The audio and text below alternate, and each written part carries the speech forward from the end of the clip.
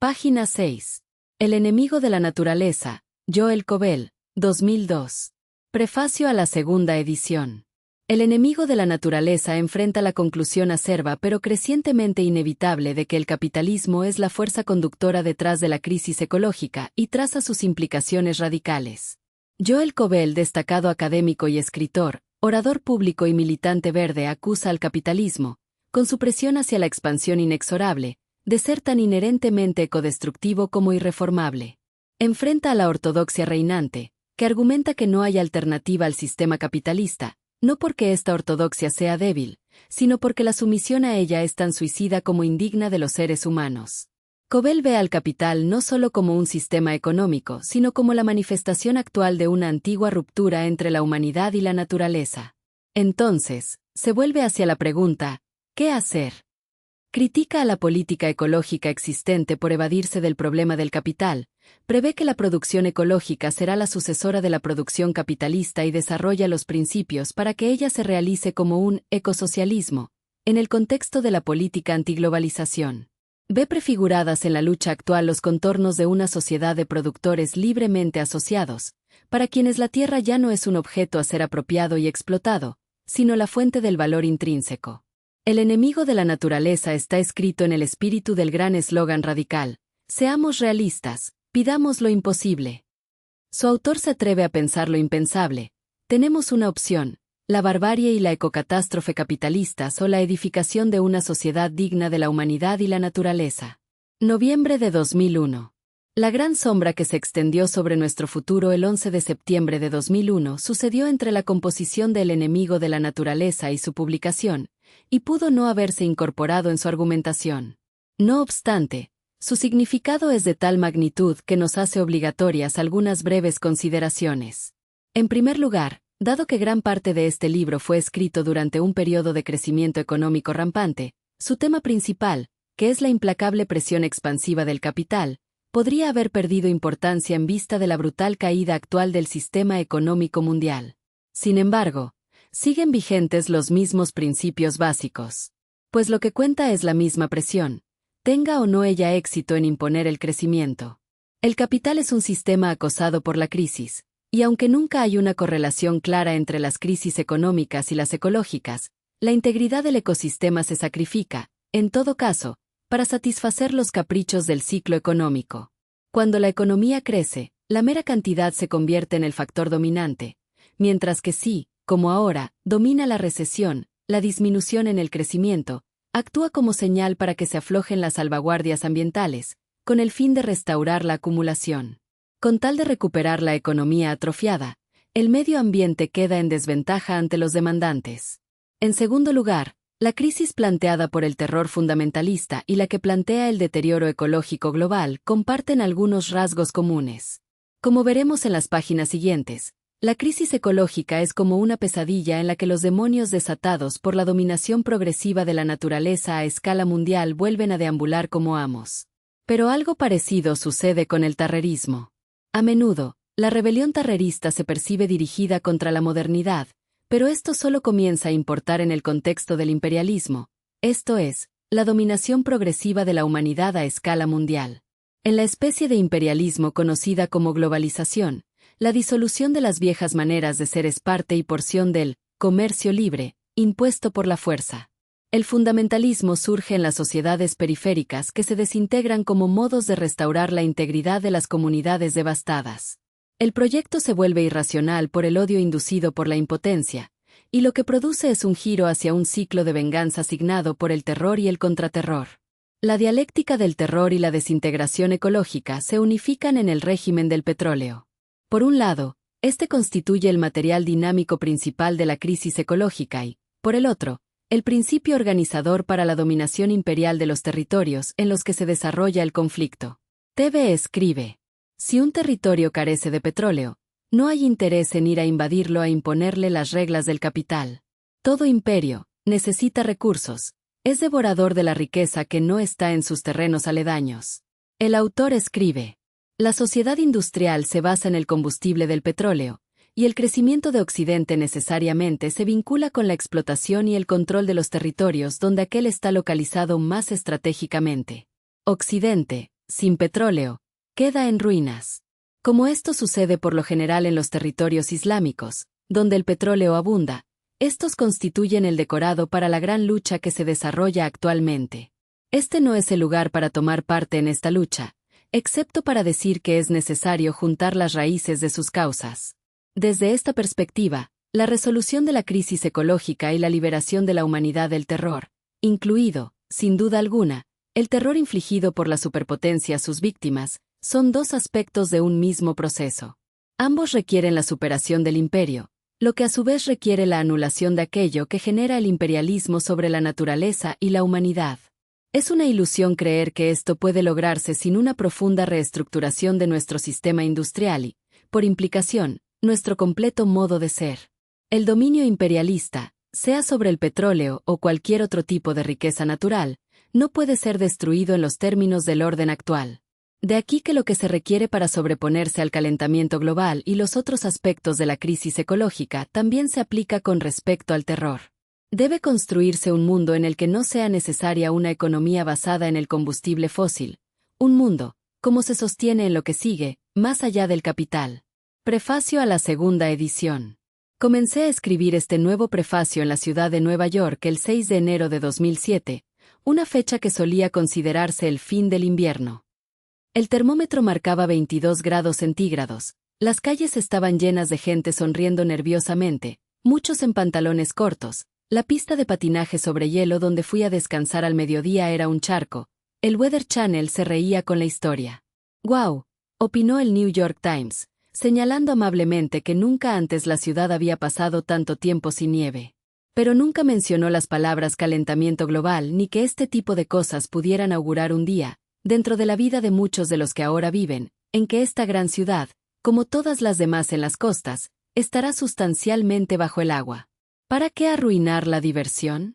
Escribí El enemigo de la naturaleza según el principio de que la verdad, una verdad suficientemente generosa y expansiva, cabe añadir, puede hacernos libres.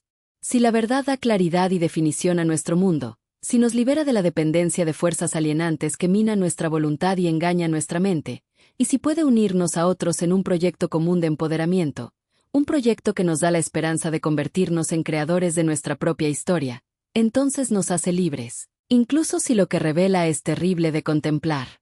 Mejor esto que el terror oculto en la oscuridad, imprevisto, sin abrirnos a la esperanza, mejor que lo que nos oprime inerte bajo la égida del orden capitalista. TV escribe. Haremos una pregunta irónica. ¿A la gente común y corriente de Estados Unidos le interesa el calentamiento global? La gente común NEU dice preocuparse por el calentamiento global, hasta que aparece un descuento en parrillas de gas o camionetas gigantes. El planeta arde, pero el ciudadano promedio sigue midiendo su libertad en caballos de fuerza y aire acondicionado a tope.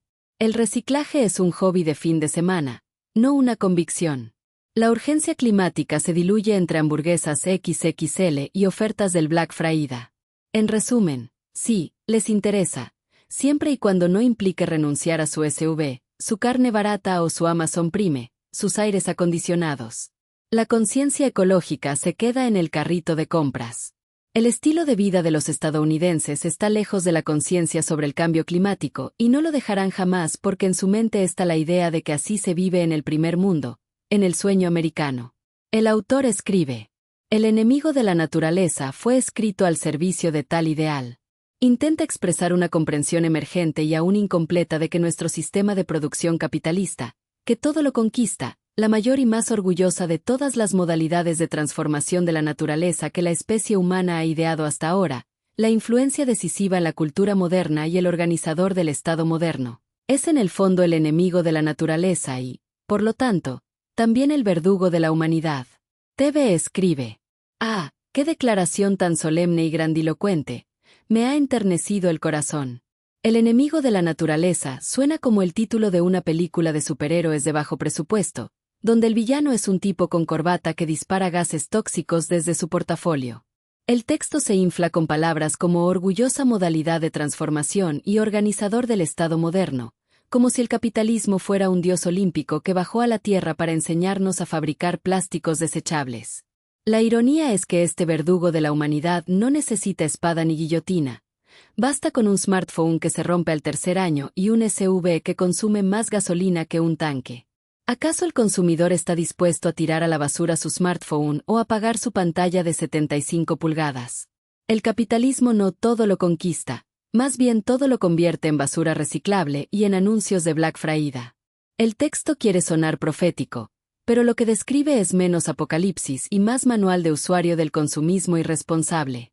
El autor escribe: si nuestras instituciones pudieran comprender tal idea, no habría habido una crisis ecológica en primer lugar y este libro no habría tenido que escribirse. De ello se desprende que el enemigo de la naturaleza nació en la lucha y para la lucha, y que es para largo plazo, tan largo como sea necesario. Comentario. Para hacer lo correcto y lo que le conviene, la gente, depende de lo que digan los políticos o la autoridad. El autor escribe. De ahí esta segunda edición. El primero, aunque ignorado desde arriba, ha tenido una vida plena y vigorosa desde abajo, una especie de samizdat, un espacio de intercambio de ideas, compuesta por redes de boca en boca, pequeños grupos de alienados y descontentos donde el libro se ha arraigado, circuitos de distribución en Internet, grupos de estudio, algún curso aquí y allá, y algunas ediciones extranjeras. Sin embargo, se necesita una segunda edición para actualizar el argumento. El enemigo de la naturaleza nunca puede ser una obra terminada, siempre debe estar en proceso de consolidación, de integración, pues un libro, como todos los productos del trabajo humano, es también una especie de ecosistema. Cada una de las innumerables presentaciones de este material que he realizado en los 5 continentes durante los últimos 5 años ha sido un momento de revisión, una reelaboración de esto o aquello a la luz de los contextos cambiantes y el desarrollo incesante de la crisis. Cada uno de estos casos se ha enriquecido con las voces de otros, y así todas estas voces entran colectivamente en esta segunda versión. Si bien no tengo intención de reescribir las ideas centrales de un texto que, en esencia, parece más sólido que nunca, mantenerse fiel a la lógica básica exige una modificación continua. Esto se verá principalmente al principio y al final, el primero para poner al lector al día sobre el desarrollo de la crisis, y el segundo para dar testimonio de la maduración de la noción de ecosocialismo. Entretanto, la crítica del capital, la filosofía de la naturaleza, la interpretación del marxismo en clave ecológica, la noción de la bifurcación de género de la naturaleza y los demás rasgos que conforman la estructura interna de la obra se mantendrán en gran medida como antes, con algunas mejoras y actualizaciones aquí y allá. Pretendo abordar estos temas en breve en un estudio extenso que se ha estado gestando desde hace tiempo. TV escribe. Pregunta: ¿es viable el ecosocialismo? La gente se volverá más consciente y querrá cuidar las calles, la ciudad, el campo, la naturaleza. El ecosocialismo suena precioso en los folletos. Ciudadanos conscientes, calles limpias, campos cuidados, naturaleza reverenciada como una nueva religión civil. Pero en la práctica, imaginar que la gente común se volverá súbitamente ecológica es como esperar que un adolescente renuncie voluntariamente al wifi y tire su celular al cesto de la basura y se ponga a leer libros de filosofía. La conciencia verde suele durar lo que tarda en aparecer una oferta de hamburguesas o un nuevo gadget. El ecosocialismo promete que todos cuidarán la ciudad, pero la realidad es que la mayoría apenas cuida su propio cuarto. Pretender que el sistema político transformará hábitos profundamente arraigados es un acto de fe, no de razón. El ecosocialismo es viable en teoría, como tantas cosas fantasiosas, pero confiar en que las masas se volverán guardianes de la naturaleza es como esperar que el capitalismo deje de vender basura, un chiste cruel disfrazado de utopía. Como usted lo puede comprobar ante tanto desorden afuera, tanta locura, tanto estrés, esto de que la gente se vuelva consciente, es una esperanza fallida, antes de ser pensada. El autor escribe. El enemigo de la naturaleza argumenta que, por mucho que el capital pueda reestructurarse y reformarse para asegurar la acumulación, es incapaz de remediar la crisis ecológica que provoca. Ojalá me equivocara en este punto, pero los acontecimientos de los 5 años transcurridos desde la publicación de la primera edición no me han hecho cambiar de opinión. El servicio de noticias ambientales que utilizo para mantenerme al tanto de los acontecimientos publica a diario un aviso que invita al lector a no se pierda el enlace a las buenas noticias de hoy. Los resultados son una mezcolanza pueril y vulgar de esfuerzos locales de limpieza, lavados de imagen ecológicos de un tipo u otro, las maniobras de los capitalistas verdes, diversas soluciones tecnológicas y el ruido de las agencias gubernamentales. Sí, hay victorias definitivas en el camino, todas locales y parciales, y casi todas son resultado del esfuerzo de las bases para frenar alguna intrusión corporativa. Pero las noticias a gran escala son prácticamente todas malas y relatan la desintegración constante, aunque irregular y no lineal, de la ecología planetaria. Observen cómo China se desliza hacia la ruina y arrastra al mundo con ella. Observa cómo se descomponen los arrecifes de coral, cómo se ahogan los osos polares, cómo se suicidan los agricultores indios bebiendo pesticidas, cómo las abejas no regresan a sus colmenas, cómo nuestros fluidos corporales se llenan de efluentes impuros y azúcares y compuestos industrializados mientras los cánceres y desórdenes metabólicos estallan por todas partes a pesar de los incesantes milagros médicos, cómo arde el delta del río Níger al destruir los pulmones de niños pequeños. Y, por supuesto, no pases por alto la inexorabilidad del calentamiento global. Todo esto es una locura apocalíptica. TV escribe: ¿China en ruinas? Más bien, podríamos decir que quien está en serios aprietos es Estados Unidos, por su desmedida cultura del consumismo y depredación a nivel mundial. Esto parece el guión de nuestra propia autodestrucción. El planeta se está convirtiendo en un hospital de campaña donde cada especie es un paciente terminal y nosotros somos los médicos incompetentes que siguen fumando en la sala de urgencias. China arrastrando al mundo, los arrecifes pudriéndose, los osos polares ahogándose, los agricultores suicidándose, las abejas desapareciendo. Todo es un catálogo de síntomas de una civilización que ya entró en fase terminal. Es muy fatalista esta percepción. La ironía brutal es que seguimos llamando a esto progreso. En realidad, es un suicidio colectivo con marketing y jingles pegajosos. El calentamiento global no es un futuro posible. Es el verdugo que ya está ejecutando la sentencia. La humanidad no está luchando contra la naturaleza, está luchando contra sí misma, y lo está perdiendo con entusiasmo. En resumen, estamos escribiendo el epitafio del mundo en letras de neón, y lo llamamos modernidad. Pero, siendo serios, ¿le importa al planeta, a la naturaleza lo que hacemos? ¿Le importa a la gente, al ciudadano de a pie? Seriamente al planeta no le importa lo que hacemos. La naturaleza no tiene conciencia ni emociones, no sufre ni llora. Simplemente reacciona, se recalienta, se acidifica, se desertifica. El planeta seguirá existiendo aunque lo convirtamos en un basurero ardiente.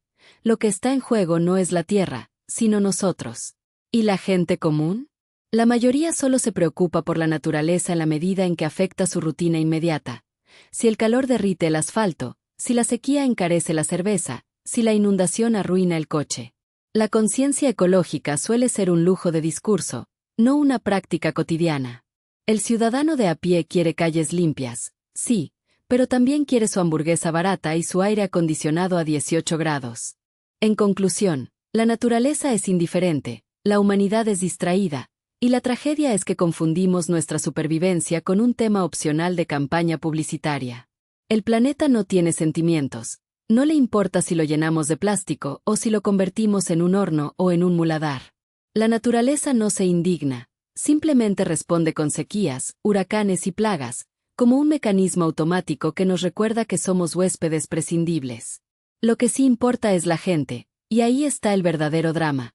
El ciudadano de a pie suele preocuparse solo cuando la catástrofe le toca la puerta. Mientras tanto, se anestesia con consumo barato y promesas de progreso. La conciencia ecológica se queda en discursos y campañas, pero rara vez se traduce en acción. La Tierra seguirá girando indiferente, pero nosotros estamos cavando nuestra propia fosa con bolsas de supermercado y SU versus. La tragedia no es que la naturaleza nos odie, sino que la mayoría de la humanidad ni siquiera se da cuenta de que ya está en el velorio. Si mañana sucede un terremoto aniquilante en alguna parte del mundo, a la naturaleza eso no le conmoverá. El autor escribe: el año pasado se ha observado una creciente conciencia, una creciente ira y comprensión de la incapacidad del capital para lidiar con la crisis que ha generado. TV escribe: ¿o será que la ha generado la élite de ricos industriales que no tienen manera de saciar su codicia? A una compañía minera no le importa contaminar el medio ambiente con tal de obtener metales preciosos. A una empresa que promociona y vende productos llenos de azúcares sintéticos, tampoco le importa el bienestar del consumidor. El autor escribe: ¿cómo puede el capital hacerlo, cuando superar la crisis significaría su propia liquidación. Ahora existe una suposición generalizada, mucho más limitada hace 5 años, de que el problema no es esta o aquella corporación, ni la industrialización, ni la tecnología, ni simplemente la mala suerte, sino el capital que todo lo devora. Esta es una verdad saludable, una verdad que agudiza la mente y que puede trabajarse y construirse a partir de ella. La inteligencia humana puede ser intimidada, pero no puede ser borrada. A medida que la crisis ecológica avanza, independientemente del sistema de propaganda del capital y su masivo aparato para reparar el medio ambiente, la legitimidad del capital comienza a debilitarse. Con esto, surge y florece la posibilidad de un nuevo pensamiento. Por un lado, la previsible inevitabilidad de que el sistema colapse. Por otro, la simple esperanza, aunque basada en la realidad, de que pueda surgir una nueva forma de sociedad que ya no dependa de la acumulación y su progresivo deterioro de los ecosistemas. De ahí el mandato de esta segunda edición de El enemigo de la naturaleza, pues el objetivo primordial de esta obra siempre será acelerar la desintegración de la lógica sistémica del capital y contribuir al surgimiento de una forma de ser digna de nuestra naturaleza humana. TV escribe. La pregunta es, ¿puede la gente normal, el votante, influir en las decisiones de los grandes corporativos, de los megamillonarios? ¿Querrá la gente dejar su estilo de vida consumista y volverse austera? Es cosa de risa. ¿La gente normal influyendo en corporativos y megamillonarios? Por favor. El votante cree que su boleta es un misil contra el poder, cuando en realidad es un papel higiénico que el sistema usa para limpiarse. Los grandes corporativos ni se inmutan. Ellos deciden qué comes, qué respiras y qué sueñas, mientras tú celebras tu libertad comprando el último gadget inútil.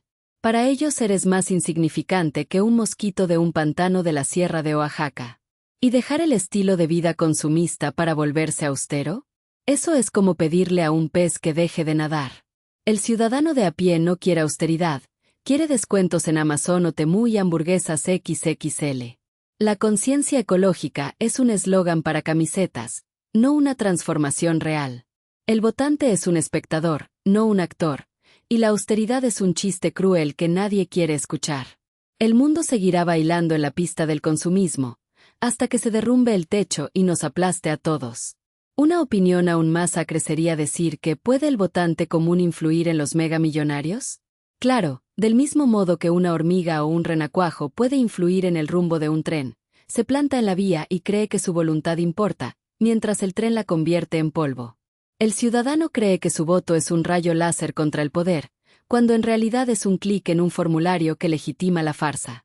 El voto no sirve, es farsa, la decisión ya fue tomada por los ricos, que son los amos de los políticos. ¿Y abandonar el estilo de vida consumista para volverse austero? Por supuesto. Justo después de que renuncien al aire acondicionado, a las compras compulsivas del gran fin, al coche, al delivery y al smartphone. Es decir, nunca ni de locos lo harán y si lo hacen, se vuelven locos de remate. La austeridad es un sermón que se aplaude en conferencias, pero se ignora en el supermercado. La verdad brutal es que la gente no quiere salvar la naturaleza, quiere salvar sus comodidades. El votante no es un agente de cambio, es un cliente fiel del sistema. Y los megamillonarios lo saben.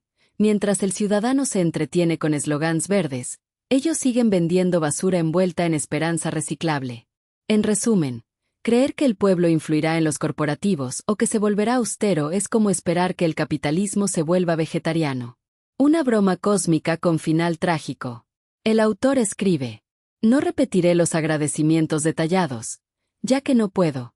¿Cómo se puede enumerar o listar a las innumerables personas que contribuyeron al diálogo esperanzador durante los últimos 5 años? Pero ciertos nombres exigen reconocimiento y gratitud por su ayuda en este periodo.